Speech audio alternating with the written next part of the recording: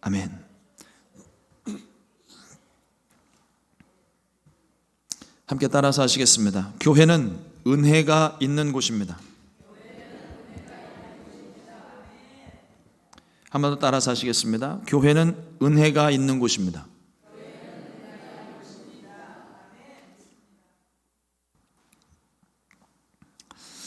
오늘 함께 봉독한 신명기 19장 1절로 3절 말씀 가지고 교회는 은혜가 있는 곳입니다, 이와 같은 제목으로 함께 말씀의 은혜를 나누겠습니다. 주일 아침부터 법을 좀 얘기하려고 합니다. 좀 딱딱할지 모르겠지만 그 딱딱한 말씀을 잘 풀 수 있도록 저를 위해서 기도를 해주시고 분명히 우리에게 필요한 말씀이 오늘 우리 가운데 선포될 줄로 믿습니다. 성경뿐만 아니라 고대 근동에 동해보복법이라는 게 있습니다. 그 고대 근동 지역의 유명한 법전으로 알려진 함무라비 법전에도 이 동해보복법이 소개가 되고 있어요. 오늘 신명기 19장 21절의 말씀이 바로 그 핵심인데요.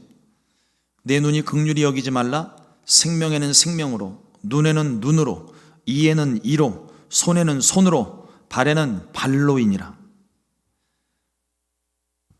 간단하게 말씀을 드리면 받은 만큼 돌려주라는 거예요.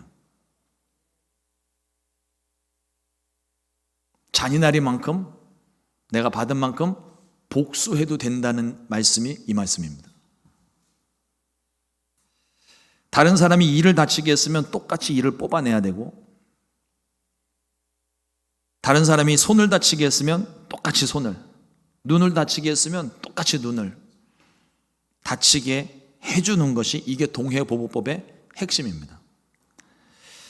내가 피해를 당한 만큼 똑같이 만들어주는 것인데 문제는 내가 당한 만큼 똑같이 갚아주는 게 쉽지 않다는 겁니다. 조금 과장시켜서, 이 내용을 살려서 조금 과장시켜서 말씀을 드리자면, 사람 간에 다툼이 일어났어요. 그래서 싸우기 시작했습니다. 그래서 주먹이 막 오가기 시작하는 거예요. 그래서 어떻게 하다 보니까 상대방 눈을 때렸는데 눈이 파랗게 됐어요. 멍이 이렇게 탁 들었습니다.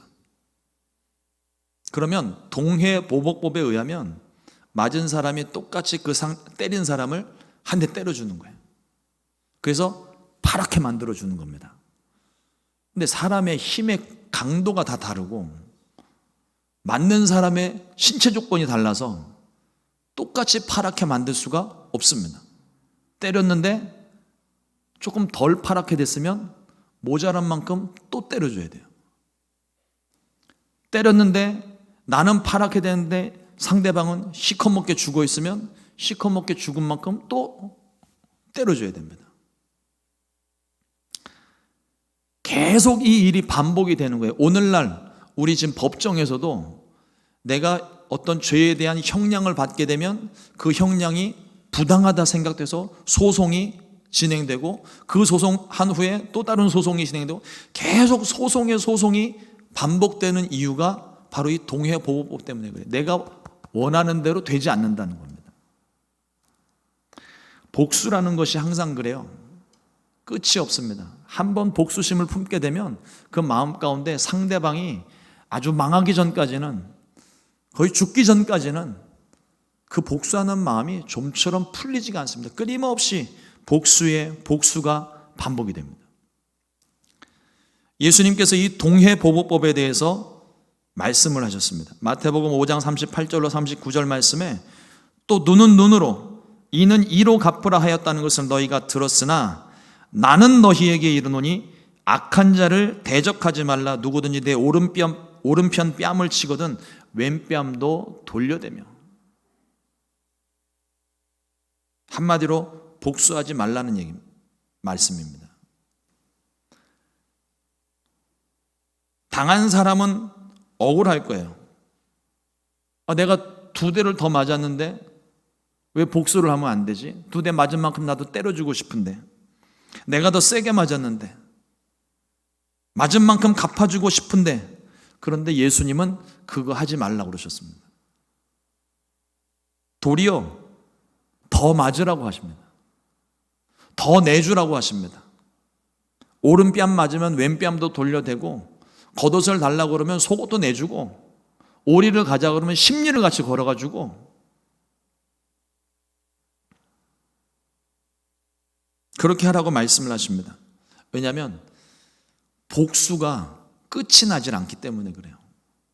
모든 것을 은혜로 끝내야지 복수의 칼을 갈기 시작하면 끝이 없습니다. 법대로 적용을 해서 모든 사람들이 다 만족할 만큼 결과가 아름답게 끝나는 일이 별로 없어요. 다 사람 마음이 상대적인 거잖아요. 누가 봐도 공정하게 판단했다고 하지만 누군가는 마음 가운데 그 판결이 마음에 들지 않고 시원하지 않고 답답할 때가 있습니다. 특별히 동해보호법에서 오늘 말씀에서는 살인죄를 특별히 이야기를 합니다. 살인죄는 죽음으로 갚아야만 합니다. 죽일 목적으로 사람을 죽였다면 그건 정말 나쁜 사람이죠. 당연히 죽어 마땅합니다. 그런데 죽일 목적이 아니었다면, 사람이 살다 보면 실수를 할 때가 있는데 실수나 어떤 사고에 의해서 그렇게 사람이 목숨을 잃는 사건이 발생을 했다면, 근데 내가 의도한 것도 아닌데 그렇게 됐을 때 내가 죽음을 당해야 된다면 억울한 일이잖아요. 의도적인 살인, 계획적인 살인과 실수나 사고 때문에 혹은 억울한 누명을 쓴 경우에는 반드시 그것을 구별해야 됩니다. 그래서 죄에 대한 판단을 할 때는요, 신중하게 해야 돼요. 생각나는 대로 감정대로 반응을 하면 안 됩니다. 신명기 19장 15절 말씀에 사람의 모든 악에 관하여 또한 모든 죄에 관하여는 한 증인으로만 할 것이 아니요 두 증인의 입으로나 또는 세 증인의 입으로 그 사건을 확정할 것이며, 그래서 하나님은 실수나 사고, 억울한 누명을 쓴 사람들을 위해서, 있을지 모르는 그런 사람들을 위해서 이스라엘 안에 도피성을 두라고 말씀을 하십니다. 적어도 목숨만은 건질 수 있도록 하기 위함입니다. 하나님께서 기업으로 주신 땅에서 무죄한 피를 흘려 그 땅을 더럽히지 않게 하시려는 것입니다. 그리고 보복살인의 악순환을 막으시려고 하시는 것이 도피성을 세우신 목적입니다. 이스라엘에는 도피성이 6개가 있습니다. 요단강을 중심으로 동편에 3개, 서편에 3개. 6개의 도피성은 각각 30km 정도, 약 한 20마일 정도의 거리를 다 두고 있어요. 그래서 하룻길이면 웬만하면 도피성에 다 도달할 수 있습니다. 너무 멀리 있으면 도착하기도 전에 지쳐서 쓰러지는 동안 복수하기 위해서 쫓아오는 사람들한테 붙잡혀서 목숨을 잃을 수 있기 때문에 하룻길 사이에 도피성을 하나씩 두는 거예요. 한편 이 사람을 죽인 사람이 무조건 도피성에만 들어가면 살 수 있는 것도 아닙니다. 이런 사람들이 있잖아요. 뭐 요즘도 그런 사람들이 있지만 어떤 제도를 만들어 놓고 악용되는 걸 방지하기 위해서 법을 만들어 놨는데 아주 이 머리 회전이 빠른 사람은요, 법과 법 사이를 다닙니다. 그래서 만들어 놓은 법을 악용하는 사례가 생겨요. 오늘이 그랬는데 옛날이라고 그런 사람 없겠습니까? 살인죄를 저질렀는데 도피성만 피하면, 그래서 그것이 의도적인 살인이 아니라 모든 걸 증거를 감춰버리고 실수로 죽인 것처럼 위장만 해놓으면, 그럼 도피성에 들어가서 사람을 죽여도 죽지 않고 사는 거거든요. 살인을 저지른 사람이 도피성에 도착하면 일단은 도피성에서 다 받아줍니다. 근데 그걸로 끝이 아니에요. 도피성 안에 살고 있는 장로들이 고의적인 살인인지 의도하지 않은 살인인지 두세 증인들을 세워서 그것을 검증을 합니다. 일종의 재판이죠. 만일 고의적으로 살인한 경우라면 그것이 발각이 되면 그 사람은 도피성에 머물 수가 없습니다. 도피성에서도 보호할 책임도 의무도 없어요. 오히려 복수하려는 사람에게 내어줄 수 있습니다. 명백한 고의적인 살인죄이기 때문에. 그런데 만일 실수로 사람을 죽였거나 혹은 사고로 사람이 죽은 경우라면 혹은 억울한 누명을 쓴 경우라면 도피성에서는 계속 보호를 받을 수가 있습니다. 신명기 19장에서 실수로 살인한 경우를 한 가지 예시로 들어줍니다. 한 사람이 나무를 하기 위해서 도끼를 들고 산에서 나무를 하고 있는데 나무 자루와 도끼날이 헐거워서 도끼를 휘두르는데 갑자기 도끼날이 빠져서 날아가 버린 거예요. 근데 그 도끼날이 산신령이 살고 있는 물속에 빠졌으면 천만다행인데 다른 사람에게 날아갔습니다. 그래서 그 도끼날에 사람이 맞고 사람이 죽었어요. 이런 경우는 고의적인 살인이 아닙니다. 실수였고 이건 그냥 단순한 사고인 거예요. 그런데 죽은 사람의 가족들 입장은 또 다른 거예요. 저거 실수 아니다. 그 당시에도 위자료가 있었는지 보상금이 있었는지는 모르겠지만 저거 실수 아니다. 저 사람이 원래부터 사이가 안 좋았는데 최근 두 사람이 말을 잘 하지 않았다는 동, 전에 피해를 입었던 것을 마음에 두었다가 사고를 위장해서 사람을 죽였다는 동, 원래부터 사이가 안 좋았다는 동, 온갖 죽일 수 있는 어떤 배경과 이유들을 막 찾아내기 시작합니다. 이런 경우 도피성으로 도망가서 피해자의 가족에게서 보복을 피할 수가 있는 거예요. 도피성에 피한 사람은 도피성의 제사장이 살아있는 동안만 보호받을 수가 있습니다. 죄를 저질러서 도피성으로 피했는데 들어갈 때는 제 발로 자유롭게 들어갈 수 있어도 나올 때는 자기 마음대로 못 나오는 게 도피성입니다. 도피성 안에 대제사장이 있어요. 그 대제사장이 살아있는 동안에 못 나오는 거예요. 죽어야 나오는 거예요. 일종의 특별 사면 같은 거죠. 이 대제사장이 살아있는 동안에 내가 죄를 저질러서 그 성으로 들어갔는데 대제사장이 일찍 죽으면 일찍 나오는 거예요. 그런데 대제사장이 나보다 오래 살면 그 사람은 죽을 때까지 도피성에 살고 있어야 됩니다.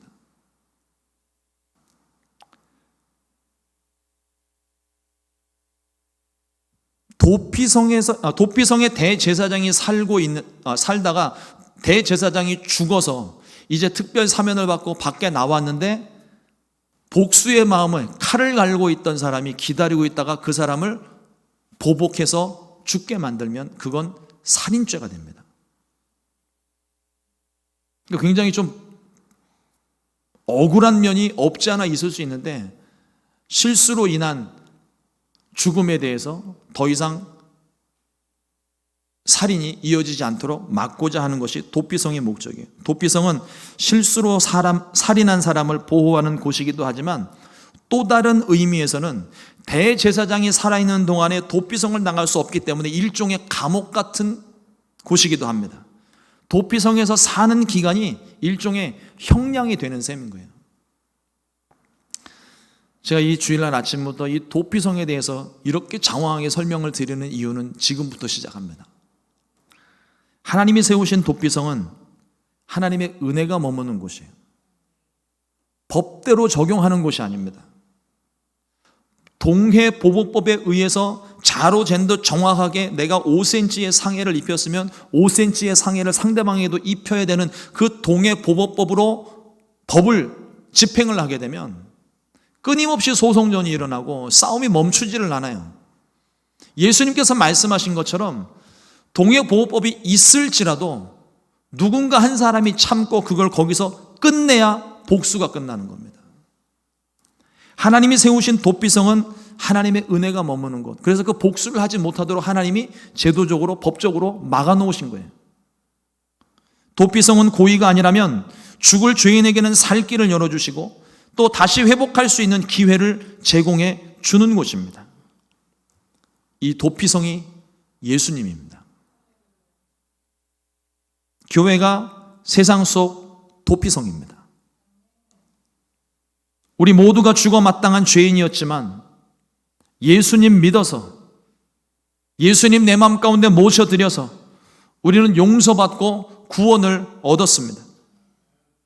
교회에 가서 예수님을 믿어야 우리에게 소망이 있는 거예요. 만일의 경우 이 도피성 법을 지정해 놓으셨는데 도피성에 피한다고 내가 살 수 있겠어? 믿지 않고 도피성으로 피하지 않는다면 그 사람은 살 수 있는 방법이 없습니다. 끊임없이 도망자의 신세로 살든지 복수하려는 사람에게 붙잡혀 보복을 당하든지 둘 중에 하나인 거예요. 그러나 도피성으로 피하면 살 수 있다는 그 사실을 믿은 사람은, 그래서 도피성으로 피한 사람은 살 수 있는 기회를 얻습니다. 이와 마찬가지로 예수님의 몸된 교회는 죄인들이 용서받고 다시 인생을 시작할 수 있는 곳입니다. 은혜를 베푸는 것이 주님의 뜻입니다. 그래야 나중에 그 사람이 돌아올 수가 있어요. 예수님은 죽어 마땅한 죄인들에게 살 길을 열어주시러 이 땅 가운데 오셨습니다. 예수님께서 말씀하시기를 마태복음 9장 13절 말씀에 너희는 가서 내가 긍휼을 원하고 제사를 원하지 아니하노라 하신 뜻이 무엇인지 배우라. 나는 의인을 부르러 온 것이 아니요 죄인을 부르러 왔노라 하시니라. 교회는 완전한 사람들의 모임이 아닙니다. 오히려 부족한 사람들의 모임이에요. 죄인들의 모임입니다. 자신들이 죄인임을 깨닫고 예수님을 필요로 하는 사람들의 모임이 교회예요. 교회에 와서 예수님 믿으면 예수님은 우리의 죄를 용서해 주시고 우리를 새롭게 하십니다. 새 사람이 되게 해주십니다. 거룩하게 해주세요.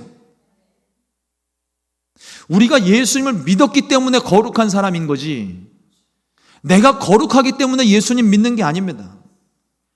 근데 예수님 믿고 난 다음에 내가 거룩한 신분이 되고 나서 개구리 올챙이 쩍 때 생각 못하는 것처럼 마치 내가 거룩한 사람이 되어서 이 교회를 다니고 있는 것처럼 착각하는 사람들이 있어요. 내가 용서받은 사람은 맞습니다. 그러나 나 한 사람, 내 모습만 가지고서는 내가 거룩하다 말할 수 있는 사람이 이 중에 한 사람도 없어요. 내가 거룩한 것은 내 안에 계신 예수님 때문입니다. 다른 이유가 없어요. 내 죄를 용서하시고 나를 사랑하신 예수님을 내 마음 가운데 모셨기 때문에 내가 거룩하다 인정을 받는 것이지, 나의 행위로서, 나의 생각으로서, 나의 어떤 것으로도 나는 거룩한 사람이 아닙니다. 주님이 나와 함께 계시기 때문에 내가 거룩해지는 거예요. 예수님 때문에 거룩한 모임이 되는 것이지, 그 속에 예수님이 계시지 않는다면, 믿는다 말만 하고 도무지 믿으려 하지 않는다면 그저 죄인들, 허물 많은 사람들의 모임에 불과한 거예요. 오늘날 많은 교회와 목회자들 그리고 성도들 사이에서 분쟁이 생기는 이유가 무엇일까요? 그 속에 예수님이 계시지 않기 때문입니다. 예수님의 말씀은 오른뺨 맞으면 왼뺨 돌려대고, 오리를 가자 그러면 심리 동행해 주고, 겉옷 달라 그러면 속옷까지 다 챙겨주고, 그래서 더 이상 말 나오지 않게 하라는 거예요. 예수님이 내 마음속에서 그렇게 말씀을 하고 계시는데, 예수님의 말씀과 상관없이 예수님이 안 계신 것처럼 우리가 말하고 행동하니까, 사랑으로 가득해야 되는 교회 안에서조차 사랑이 없고 미움만 가득하고 분열되고 싸우는 일들이 생겨나는 겁니다. 이 예수님을 회복해야 됩니다. 예수님을 의지하지 않고 말씀대로 살지 않기 때문에 문제가 생기는 거예요. 내가 살아요, 내 속에. 그러나 성경은 말합니다. 내가 사는 것이 아니라 나는 죽었고, 옛사람 나는 죽었고 내 안에 주님께서 사시는 것이라고 성경은 분명히 말합니다. 내가 죽었다는 사실을 꼭 기억하십시오. 한국에 한동대학교라고 있습니다. 기독교 대학이에요. 너무나도 귀한 학교입니다. 한동대학교는 기독교 정신으로 세워진 학교예요. 재단도 기독교, 그래서 학교에 가면 채플도 드려야 되고 거의 뭐 신학교나 다름이 없어요. 세상 학문을 공부하는데 뭐 웬만한 유능한 대학들보다 실력이 훨씬 더 뛰어난 학교예요. 자, 이 한동대학교를 설립한 김영길 총장님의 이야기입니다. 개교를 앞두고 재단이 문을 닫는 사건이 발생을 해요. 또 학교가 시작을 했는데 갑자기 IMF가 터져요. 또 원래 없던 학교를 갑자기 세웠는데 그것도 기독교 학교를 세워놓으니까 주변 사람들의 반발이 이만저만 아니야. 1995년에 학교를 개교한 이래 6년 동안 많은 어려움이 있었다고 합니다. 6년 동안 법정 출두만 76번을 하셨대요. 거의 한 달에 한 번꼴로 법정 출두를 하신 거죠. 하루는 저녁 식사를 하는데 사모님이 김영길 총장님 너무 걱정스러워서 괜찮으시냐고 물어보니까 총장님께서 이런 대답을 하시더랍니다. 나는 죽은 사람이요. 죽은 사람은 고통이 없어요. 괜찮습니다. 거의 예수님 아닙니까? 저와 여러분들의 고백이어야 됩니다. 내 속에 내 감정, 내 생각이 살아있으면 다른 사람의 말이, 비난의 말이 내 마음속에서 부글부글 끓어올라와요. 감정이 올라와요. 분노가 일어납니다. 결국 다툼이 생기는 거예요. 그런데 김영길 총장님 고백처럼 내가 죽은 사람이고 내 속엔 예수님만 계시면 복수할 일이 없어요. 내 것을 하나 빼앗으면 두 개를 얹어주고 나를 욕하는 사람을 칭찬해주고 오히려 겸허히 받아들이고 겸손하게 산다면 분쟁될 일이 하나도 없습니다. 상대가 나를 책망하고 나의 마음을 상하게 할 때 우리가 상처받았다고 얘기하죠. 그거를 왜 받아요? 안 받으면 그만이지. 내게 상처를 준다고 해서 내가 받으니까 상처가 되는 거예요. 안 받으면 안 받는 방법이 예수님이 하신 말씀입니다. 하나를 뺏으면 더 주고 조금 같이 가자 그러면 하루 종일 쫓아다니고 나를 비난하는 사람 오히려 칭찬해주고 사랑해주는데 싸움이 될 수가 없죠. 사랑하는 성도 여러분, 예수님을 믿는 순간 우리가 이와 같은 사람이 됩니다. 그래서 옛사람이 죽었고 새사람이 되었다고 말하는 거예요. 고린도후서 5장 17절 말씀에 그런즉 누구든지 그리스도 안에 있으면 새로운 피조물이라. 이전 것은 지나갔으니 보라 새 것이 되었도다. 나는 옛사람이 아닙니다. 예수님 믿기 전과 후가 달라야 돼요. 새 사람이 되었기 때문에 내 속에 예수님이 계시기 때문입니다. 주 안에서 새롭게 되었으므로 우리는 날마다 다시 시작할 수 있습니다. 집 떠난 둘째 아들을 기다리는 아버지는 하루도 포기를 하지 않았어요. 하루도 쉬지 않고 돌아올 때까지 매일같이 돌아오는 길목에 서서 아들을 기다렸습니다. 그리고 아들이 마침내 돌아왔어요. 어떤 것도 묻지 않습니다. 어떤 책망도 하지 않습니다. 그 아들을 그냥 받아들여요. 그리고 안아줍니다. 그리고 내 아들이라 인정을 해줍니다. 잔치를 열어줍니다. 둘째 아들에게 책망 대신 다시 시작할 수 있는 기회를 제공했어요. 이것이 우리 아버지의 마음입니다. 우리를 향하신 아버지의 마음이에요. 우리를 사랑하시고 받아주신 하나님의 마음입니다. 내가 그 은혜를 받았고 내가 그래서 하나님의 자녀가 되었고 거룩한 성도가 되었는데 우리 중에 누가 누구를 탓할 수 있겠습니까? 하나님께서 그런 자격과 권한을 저와 여러분들에게 주시질 않았어요. 오히려 우리 가운데 주신 말씀은 사랑하라는 말씀입니다. 그게 은혜인 거예요. 법대로 적용하면 거기엔 은혜가 없습니다. 그러나 사랑으로 베풀면 거기에는 은혜가 있습니다. 2018년 11월에 네덜란드의 수도 헤이그에 있는 베델 교회가 갑자기 급상승을 했어요. 부흥해서 상승한 게 아니라 검색어가 막 올라가기 시작하는 거예요. 내용을 보니까 800시간이 넘도록 마라톤 예배를 드린 기사였습니다. 800시간이요. 요즘 우리 에즈베리의 부흥이 일어났다고 해서 쉬지 않는 예배로 해서 한동안 소문이 자자했는데 800시간 마라톤 예배를 드렸습니다. 근데 그것도 나중에 기사 검색을 다시 한번 이렇게 해봤는데 후속 기사가 얼마 나오질 않아서 800시간이었는지 1600시간이었는지 확인이 안 됩니다. 근데 이 800시간 마라톤 예배를 드렸던 이유가 무엇인가 봤더니 추방 위기에 몰렸던 아르메니아 난민들을 보호하기 위해서 800시간 마라톤 예배를 드렸다는 거예요. 네덜란드의 종교법은 예배를 드리고 있는 동안 공권력이 침입을 할 수가 없습니다. 교회를 중단시킬 수가 없게 돼 있어요. 그게 법입니다. 그래서 이 난민들이 추방당할 위기에 처해 있을 때 교회가 예배를 시작을 한 거예요. 그리고 자체로 목회자들끼리 서로 순서를 바꿔가면서 계속 예배를 인도하니까 바깥에 폴리스는 대기를 하고 있는데 들어올 수가 없는 거예요. 예배가 끝나지 않으니까 들어올 수가 없습니다. 이것이 소문이 주변 교회에 나타나면서 450명의 목회자들이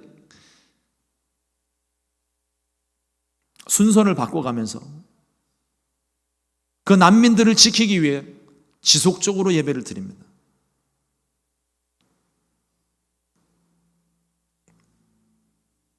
후속 기사가 없어서 어떻게 되었는지 추방이 됐는지 안 됐는지는 알 수 없지만 모든 교회들에게 잔잔한 도전을 주었습니다. 우리나라도 군부 시절에 시위를 하던 학생들을 명동성당에서 보호를 해 주었던 때가 있었습니다. 교회는 그런 곳이 되어야 됩니다. 교회는 죄인들이 모이는 곳입니다. 부족하고 연약하고 아프고 방황하는 사람들이 모이는 곳이 교회입니다. 그러나 어떤 죄인이라도 은혜를 받으면 변화가 됩니다. 어느 누가 오더라도 마음의 상처가 치료받는 곳이 교회입니다. 하나님의 은혜가 죄인들을 살립니다. 하나님의 은혜가 죄인들을 변화시켜요. 은혜뿐입니다. 어떤 법을 적용해서 그 사람을 바꾸는 게 아니에요. 하나님의 은혜가 그 사람에게 임하면 그 은혜가 그 사람의 속사람을 변화시키고 그 사람의 삶을 변화시키는 것입니다. 그러므로 우리는 은혜가 아니면 살 수가 없는 사람들이 입술로만 고백하는 것이 아니라 정말 우리는 은혜 아니면 살 수 없는 사람들입니다. 교회는 어떤 차별도 있어서는 안 됩니다. 주님이 우리를 차별화해서 구원하신 게 아니에요. 남녀노소 빈부귀천 구별 없이 누구든지 예수님을 믿게만 하면, 믿는다고 고백을 하면 주님께서 다 구원시켜 주셨습니다. 은혜가 임합니다. 교회의 주인 되신 예수님께서 우리에게 은혜를 부어주시기 때문입니다. 우리가 그 은혜를 받은 증인들이잖아요. 전에 내가 예수님 알지 못했을 때 세상 가운데 방황했던 내 모습이, 내 기억이, 내 추억들이 있는데 예수님 믿고 난 다음에 저와 여러분들이 달라졌어요. 변화됐습니다. 생명 없던 자가 생명을 얻게 되었고, 죄에서 몸부림치던 내가 이제는 죄와는 상관없이 그 속에서 자유함을, 생명의 성령의 법으로 자유함을 누리고 살아가고 있습니다.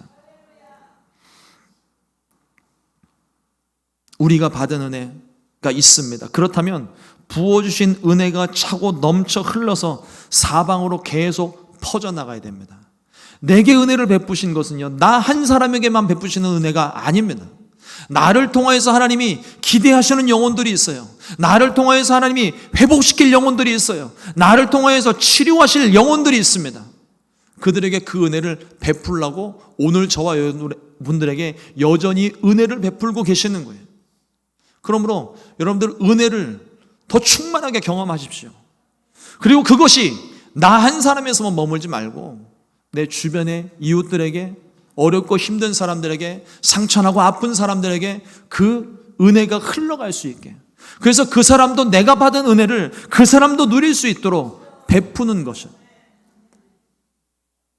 그것이 우리 교회의 사명입니다.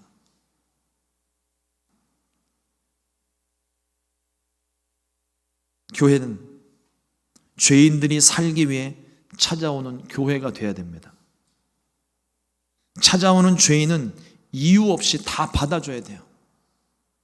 그게 주님의 뜻입니다. 그것이 은혜입니다. 교회는 그래서 은혜가 충만한 곳이 되어야 돼요. 어느 누가 오더라도 받아줄 수 있는 마음, 넉넉한 마음, 상처난 사람들을 주님의 마음으로 같이 아파해주고 울 수 있는 마음, 그것이 하나님이 기뻐하시는 교회입니다. 그러라고 교회를 세우신 거예요. 우리 순복음 시카고 교회가 그와 같은 교회가 되기를 주님의 이름으로 축원합니다. 주의 은혜가 차고 넘치는 순복음 시카고 교회요 모든 성도님들 되시기를 주님의 이름으로 축원합니다. 기도하겠습니다.